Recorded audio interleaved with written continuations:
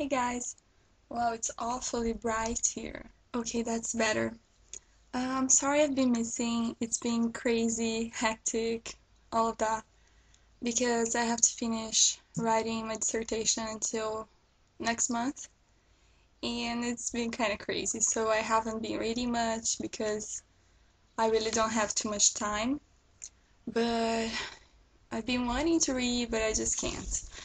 But then when I have a break in July, I'm gonna read like 50 books to make up for it, so it's all good. Okay, so I have a book haul and I want to show some DVDs that I got and some manga because I want to go back to reading manga. Okay, let's start. The DVDs that I got are the first season of Roswell, which was a TV series back in the year 2000, 2001, and I loved it when I was in high school. And yeah, I wanted to have the DVD so I could watch it again. And it's, I think, 6 DVDs. Very excited. This was Max and Liz, and these three are the three aliens in the story. It was amazing, guys. If you get a chance, watch it. But it's kind of old, so I don't know where you can find it, but I loved it. Okay, the manga I got. I have watched this anime a while ago. It was Tsubasa Reservoir Chronicle, and I don't know why I stopped watching.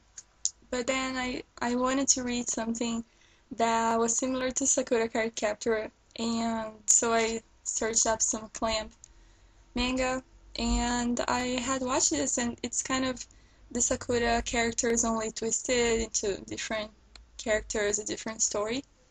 So I got this one, and the first one that I got that was available was number 8, because they didn't have the first ones. But I'll look them up if I like it. So yeah, Tsubasa. And I also got Xholic or Xholic. If you know how to say this, please tell me. And I got number 2 and 3. Apparently there's going to be a spin-off with Tsubasa Reservoir Chronicle on number 3. Yeah, I like the art in this, and this girl's a witch and something. I'm not sure of the story. I'm not sure I'm gonna like it, but I'll give it a try. And I think it's cool that the front is like this. I never saw a manga that was like this. Yeah, very cool. Now onto the books. I got The Iron King finally. I'm going to read the series. And everyone said this cover was beautiful. I never really saw that, but now that I have it in my hands, I totally agree, because these vines, they're shiny and they're elevated, so it's gorgeous, gorgeous. And I love the fact that there's these vines in the middle of the book too. It's awesome. And I love these colors. When I see everyone's shelf with the three of them, I think it's so pretty. So I'm very excited to read this. And I was wanting a different story. Everyone I saw doing a review of this said it was very original and very different, so I'm very excited for this. And I really love this cover because this girl's hair is just lovely, just so fluffy, and a knotted braid there. I love it. Okay, this next one I'm super excited for. It's The Looking Glass Wars. I knew about this book, but then I looked up some reviews on YouTube, and I found out an interview with Frank Bedore, which is the author, and how he came up with the idea of the book, and he showed some art that this artist and he created together to shape this world. I wanted it at that very moment because it fascinated me really. And does anyone has the paperback of this? Because I thought there was going to be some color pictures in the middle of this book, and there aren't. And I think the paperback has. Can you tell me if you do? Because I wanted some color pictures inside, and there aren't any. So this book is kind of a twisted version of Alice in Wonderland. And lately I've been kind of obsessing about Alice in Wonderland. Tim Burton's version. And so I wanted to check this out. Do go see the other art that's related to these books because they're beautiful, beautiful, amazing. And it's one of the main reasons I wanted this book is because of the art of that's related to the story, because I wanted to read a book that was in those scenarios, you know? So this is the back. It's a mushroom forest, I guess. In the cover there's like a desert in the back. And I think you guys have seen this. It's like a card that turns into a soldier. And I really thought this would look like the Clone Wars soldiers. And the artist that did this is the guy that did Clone Wars. So yeah, that's why. And there is this cool map of the Wonder Nations. Very cool. And the only pictures that are in here are black and white, and they divide the parts of the book. It's part 1, part 2, by far my favorite, and part 3. So I thought the story was so cool because it's as if Alice came from this world, and Alice is written like this, Alice.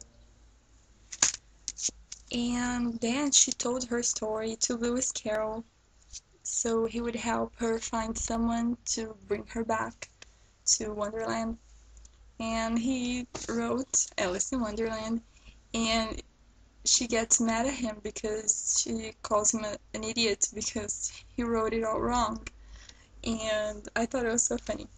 And apparently the Lewis Carroll Society people got very angry with Frank Vedor because of that. Which I thought was so funny because he's like using Alice in Wonderland for that. Like, let the guy do whatever he wants, right? Yeah, I love twisted versions of classics like Wizard of Oz. Have you guys seen in the Sci-Fi Channel a few years ago, Tin Man? Was very, very cool. It has Zooey Deschanel in it and was very, very fun. So I really like twisted versions of these classic stories. Oh, and I didn't show the cover.